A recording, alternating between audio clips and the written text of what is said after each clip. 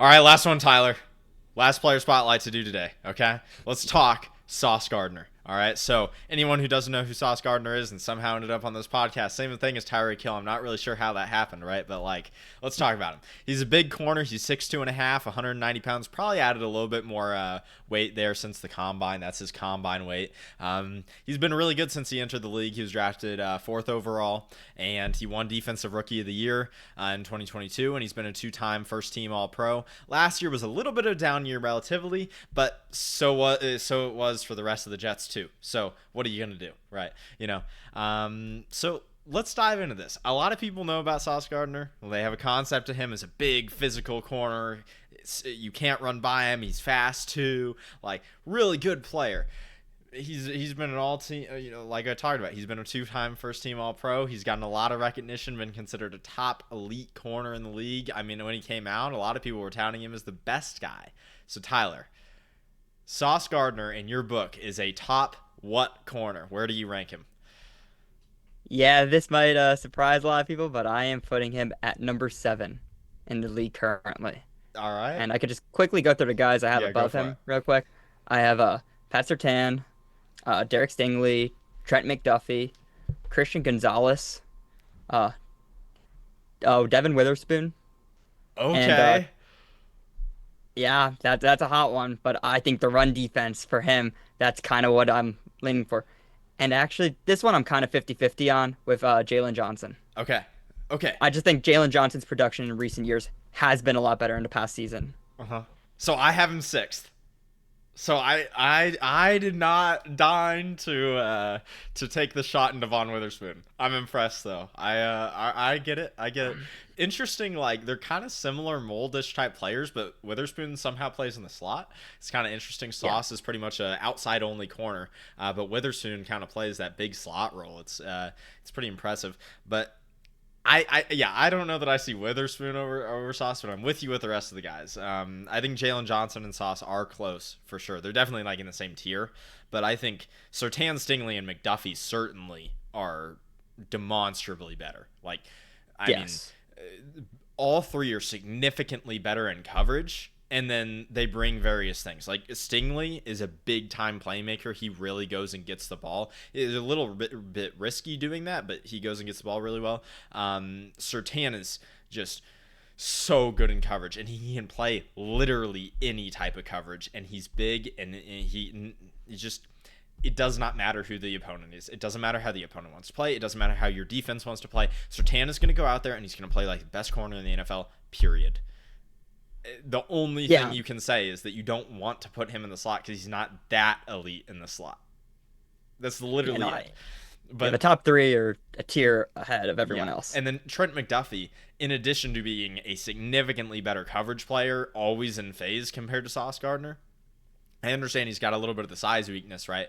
But the utility he can bring out of the slot and what he can do as a blitzer and a tackler it's too much to ignore. He's definitely above slot, so definitely above Sauce. And then yeah, Christian Gonzalez. I don't know. You take this one. You talk about Yeah. why we have Christian Gonzalez ahead of him. So I actually have Christian Gonzalez at 4, and I think it's 4 pretty solidly for me. I think just because of his combination between size and speed and what he has done. I know he's had the injuries in the past, but when he's actually been on the field, I don't think he is tremendously away from the tier 1 guys. And I think he could still develop into that, uh, especially with Vrabel coming into the building. I'm really excited to see what he does this year. But Christian Gonzalez is just very polished, Mm-hmm. very good outside corner. But so Tyler, let me play devil's advocate a little bit here, even though I agree with you, right? Why? Explain to us why. Sauce Gardner has high size and speed too. Why is Christian Gonzalez better than Sauce? Okay, it really comes down to really the mental side.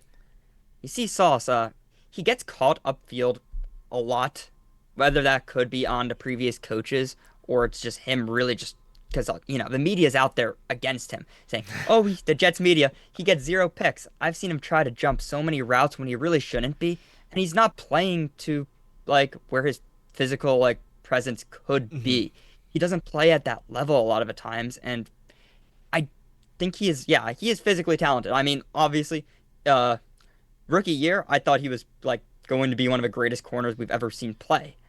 And now I'm cooled off on him a little bit just from the fact it is really on the mental side. He's out of position. He's out of place, especially in his run defense. He's not in the right place on the field at the right time, and a lot of that is on him. Either I don't know if it's him trying to make plays or him just I don't know. It's I don't know what's going on in his head, but all I know is like when I compare him to a guy, that's why I do have Witherspoon higher than him because I think Witherspoon does do that. I think he is always in the right place. He's in a good spot to make a tackle. He's not scared to really go all out and drive guys to the ground. All right. Like I get that. I don't know. I think Witherspoon's got some gaps and holes that I think keeps him below Sauce in my opinion, but it is a good shot, and I definitely think Witherspoon could take a step and arrive ahead of Sauce in my book this year. It's just I need to see a little bit more in my opinion, but I get where you're coming from. Jalen Johnson's an interesting one. I think both he and Sauce are fairly like scheme like dependent. Like you kind of need to play the way they want to play to maximize them really well, which is kind of different, especially from the top four we were talking about with Gonzalez, Surtain, Stingley, and McDuffie. But I think Johnson, like you said, he just been a little bit more consistent. I think the coverage, he just has a better feel for sticking that hip pocket, and really just in particular those quick burst routes across the middle. I think he's better on than Sauce is. Go ahead. He definitely excels at a lot of that type of stuff, and that's kind of Sauce's weakness in by recent years, mostly this past season, because a lot of these issues were kind of there of Sauce, but weren't really seen as real concerns until this past season. So I know you got a big weakness with Sauce that you want to talk about. How about you get on that? Let's talk about it a little bit. Which one? Okay. One of them is penalties and his ability. That's what I was talking about. Yeah. Yeah, and his ability to get away with penalties, and I actually will credit this as like an art too, because part of what it's not just his reputation. He looks in control when he is like grabbing a guy, and yeah, when he is committing penalties, he's in control though. Like a lot of guys look like they get beat when they do it, and that's what really causes the refs to block. Like he's still in control, and he's very physical, which works to his advantage there. And it's an art to it, and I think that's part of a reason why he gets away with a lot of them. But last season he did have 10 penalties, which was the most out of any corner in the end, tied for the most. And I really think this will probably continue because he does play way too physical at times, and it's only a matter of time before flags start flying. I think, like you said, it comes down to the mental side of the game. I think he needs to process things faster because I don't think he's slow. Like, he's not falling behind because he's slow. He's grabbing because he's falling behind, but he's not falling behind because he's slow. I think he's falling behind because he's mentally slow to get to the processing point and decide where he needs to go. And so that's triggering the grabbiness. He really just wants to lock on.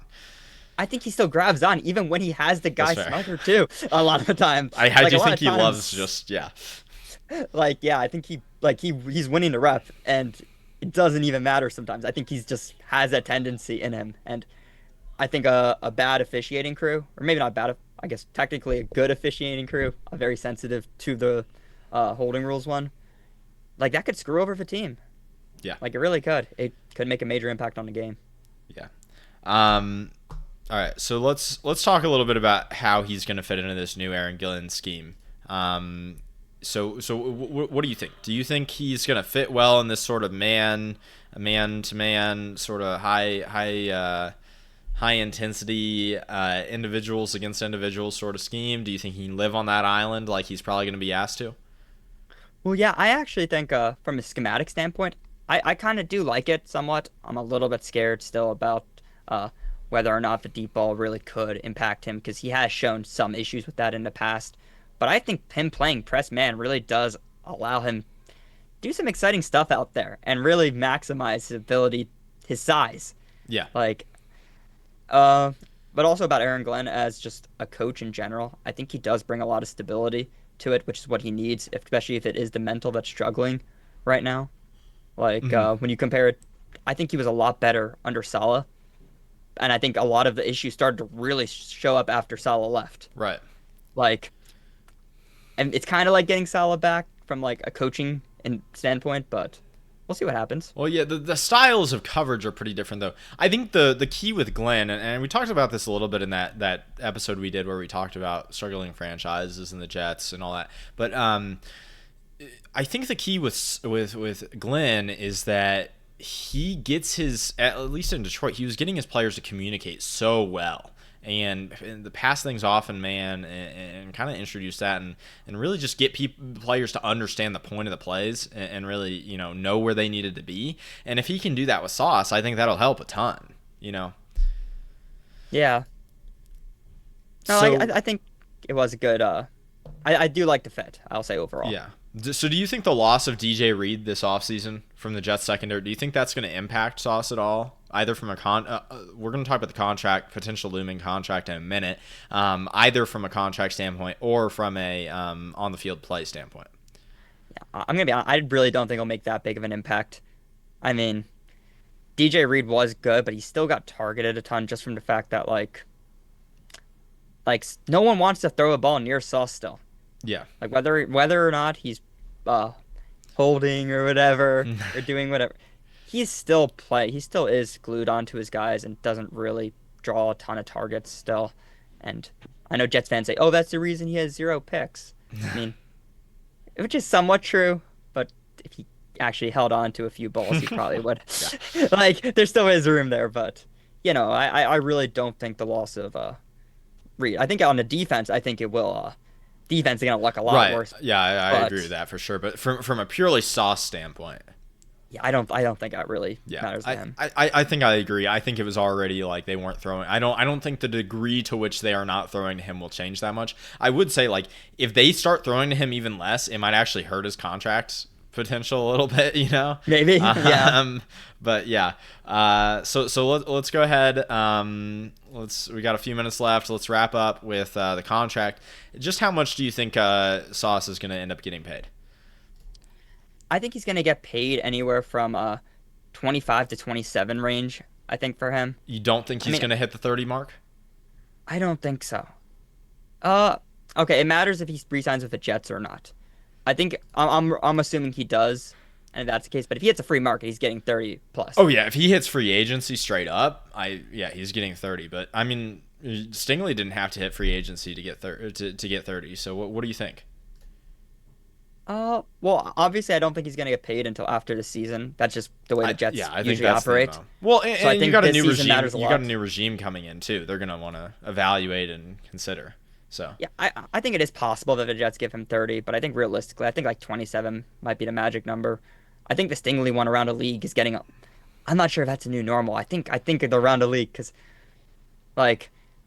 his or not his, but the Jets are literally gonna say Pat Surtain is getting paid 22, 23 or whatever he's getting paid 24, a year. yeah, or 24, and it's is he? And he's oh, he's better than him, but then his agent's going to be, well, Stingley got paid 30, and it's really tough to justify because that was a crazy, market resetting contract, and I don't know if, other teams are just going to start giving their top corners $30 million.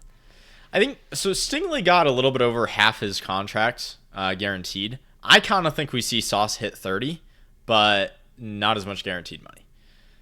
I kind of think he gets the Stingley contract, but he does not get maybe 40% guaranteed, I just feel like Sauce is a person, based on his personality. I don't know, I feel like he would try to push for the more guaranteed, but... Really? I think I see him more as an APY guy. I mean, we really don't know him.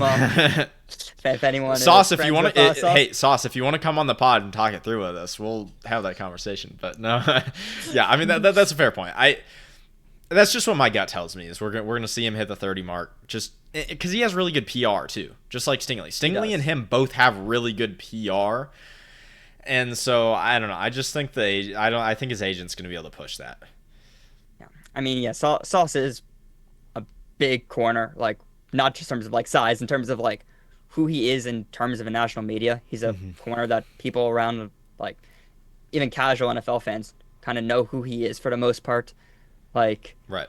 He's establishing himself, probably making a lot of money from other brand endorsements and stuff too. I mean, he plays in New York, obviously, but New York turns on people fast. We've seen that a lot, and I think we're already seeing. I don't know. Whenever I see a New York Jets article pop up, it's usually a pretty negative opinion on him right now. So Yeah. I don't know. We'll see. Is it all right? So is there anything else you want to hit, or is there, or should we get out of here? yeah, I think it's just. I mean, I'm hoping for the best for him. I still really like when he did play at that elite level. It was fun Yeah. to watch, but I really don't know what happened last season.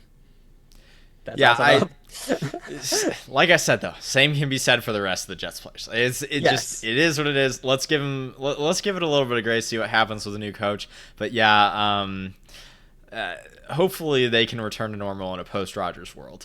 We'll see how that goes though. All right, let's we're gonna wrap it there. Good conversation on Sauce. Interesting player with that looming contract. So, yep. If you liked it, if you liked the episode, give us a like, subscribe. Even if you didn't like it, give us a like and subscribe anyways. Why not? Yeah. Have a good one.